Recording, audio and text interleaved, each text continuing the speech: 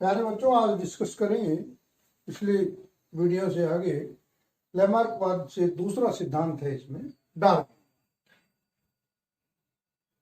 विकास के बाद में थ्योरी ऑफ इवोल्यूशन में दूसरा सिद्धांत, महत्वपूर्ण सिद्धांत डार्विनवाद, जो चार्ल्स डार्विन ने दिया था। चार्ल्स डार्विन द्वारा दिया गया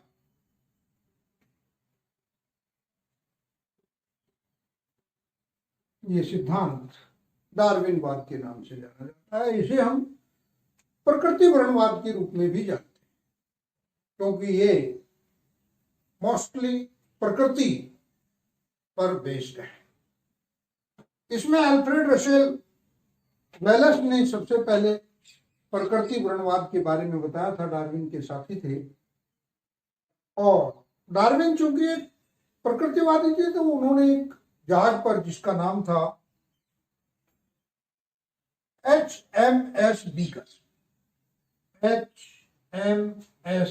बीगल, और इस जहाज पर उन्होंने पूरे विश्व का भ्रमण किया, समुद्रों से गुजरते हुए, और प्रकृति के बारे में भिन्न भिन्न तथ्यों की जानकारी प्राप्त।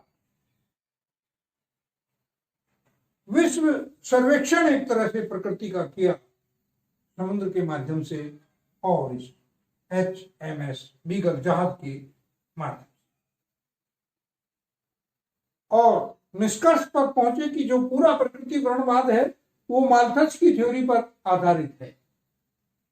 माल्थस एक इकोनॉमिस्ट हुए, अर्थशास्त्री हुए, जिनका सिद्धांत है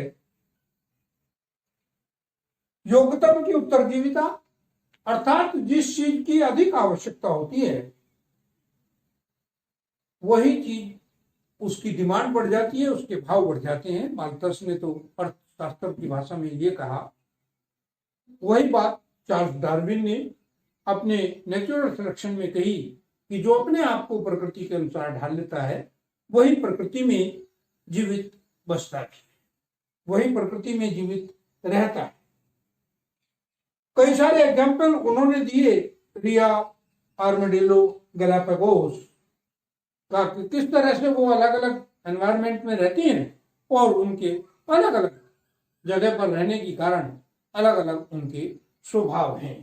तो डार्विनवाद को हम कुछ छोटे छोटे बिंदुओं में बांट के अध्ययन करेंगे। पहला है जीवों में संतानोत्पत्ति की प्रचुर क्षमता। जीवों में संतानोत्पत्ति की प्रचुर क्षमता, अर्थात चाहे कितने भी जीव हैं पृथ्वी पर, प्रकृति में, सभी अपनी संतति को बढ़ाने के बारे में सोचते हैं।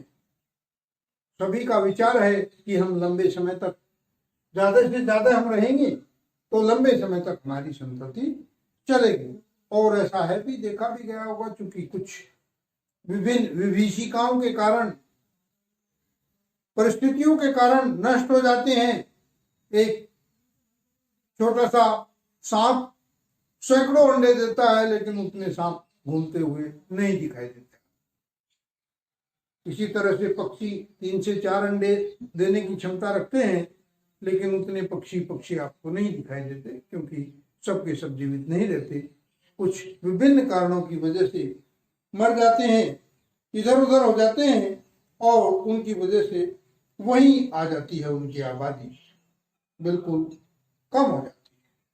माल्थस के लेख के अनुसार प्रत्येक जीव में संतान उत्पत्ति की प्रचुर क्षमता होती है, अपार क्षमता होती है, और वो उसी का प्रयोग भी करता है अपनी संतति को बढ़ाने की।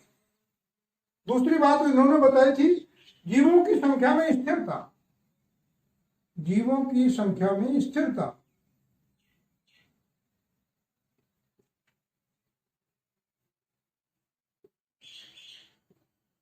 ये कोई सटीक बात नहीं थी, लेकिन हाँ, प्रोबेबिलिटी लगभग बनी हुई है। ऐसा नहीं है कि जितने अंडे दिए जा रहे हैं, जितने बच्चे पैदा हो रहे हैं, वो सब के सब जी रहे हों। उन्होंने बताया कि एक कवक लगभग 7 खरब बीजाणु उत्पन्न करता है। एक कवक 7 खरब बीजाणु, और यदि वो सारे के सारे कवक में ही परिवर्तित हो जाएं तो कवक ही कवक दिखाई देंगे, लेकिन ऐसा नहीं है, स्थिर है। कुछ ही उनमें से जी पाते हैं, बच पाते हैं, बाकी के सब नष्ट हो जाते हैं। लीवर फ्लूक का उसने बताया कि प्रतिदिन 15,000 से अधिक अंडे देती है और लगभग पूरे जीवन में 3 लाख तक अंडे देती है। यदि इस तरह से लीवर फ्लूक जीवित रहे तो पूरे लीवर फ्लूक ही लीवर फ्लूक दिखाई देंगे, ऐसा नहीं, वो निश्चित है। अर्थात बहुत सारे विभिन्न परिस्थितियों के कारण मर जाते हैं, केवल कुछ ही उनमें से जी पाते हैं। और तीसरा सिद्धांत इन्होंने दिया था भाई जीवन संघर्ष। जीवन संघर्ष होकर दोनों को भी ये सिद्ध करता है कि आदमी जीने के लिए, चाहे कोई भी प्राणी हो, वो जीने के लिए संघर्ष करता है। अभी विष का महामारी से हम मानव जीवन गुजर रहा है, जिसे कोरोना वायरस कहा गया है, और आप देख रहे हैं कि बहुत से लोग मर रहे हैं, लेकिन बिल्कुल बहुत से लोग संघर्ष भी कर रहे हैं, और जो संघर्ष कर रहे हैं वही अपने जीवन में अपने जीवन को बचा पाएंगे और अपना जीवन सफल बना पाएंगे, अपना जीवन बचा पाएंगे, आगे जीवित रह पाएंगे। तो ये बताया जीवन संघर्ष। संघर्ष हर क्षेत्र में है, चाहे वो खाने के क्षेत्र में हो, चाहे वो एजुकेशन के क्षेत्र में हो, चाहे वो रहने के क्षेत्र में हो। आप देखते हैं एक परिवार में 2, 4, 6 पीढ़ी दर पीढ़ी बच्चे बढ़ते जाते हैं तो वो उसी घर में नहीं रह पाते, वो अपने घर को विस्तृत करते हैं, बाहर जाकर के रहना शुरू कर देते हैं, फैलाव होता है। तो इस तरह से जीवन संघर्ष के बारे में बताया। चौथी बात इन्होंने बताया विभिन्नता और उनकी वंशागति। विभिन्नताएं एवं उनकी वंशागति, विभिन्नताएं और उनकी वंशागति, अर्थात जब जीव अलग अलग क्षेत्र में रहेगा, अलग अलग वातावरण में रहेगा, अलग अलग वायुमंडल में रहेगा, अलग अलग परिवेश में रहेगा, तो निश्चित रूप से उसमें कुछ परिवर्तन आ जाते हैं। और ये परिवर्तन जब लंबे समय तक उसकी दैहिक और जनिक कारणों में बनते हैं तो ये उन्हें विभिन्नताएं कहलाती हैं।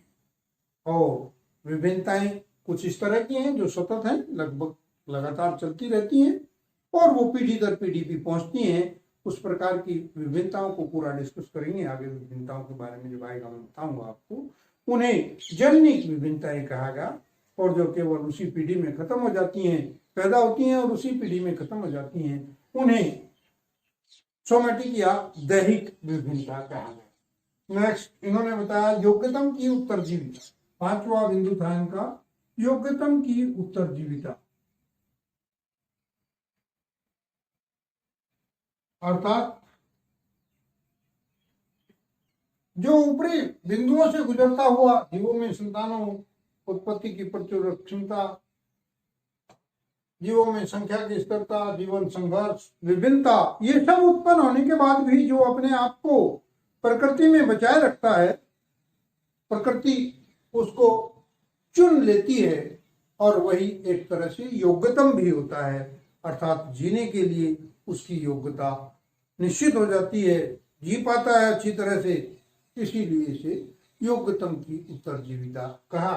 अर्थात योग्य जीव ही जो अपने आप को प्रकृति के अनुसार ढालने की क्षमता रखेगा वही ही जीवित रह पाएगा, ये बताया डार्विन ने इस बिंदु में। और अगला बिंदु दिया प्राकृतिक वर्ण।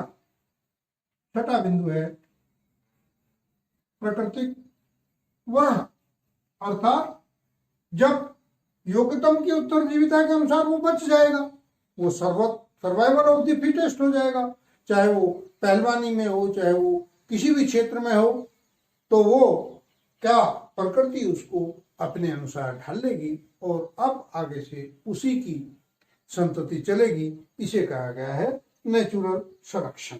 और लास्ट बिंदु है भाई इसमें वातावरण में निरंतर परिवर्तन। वातावरण में निरंतर परिवर्तन,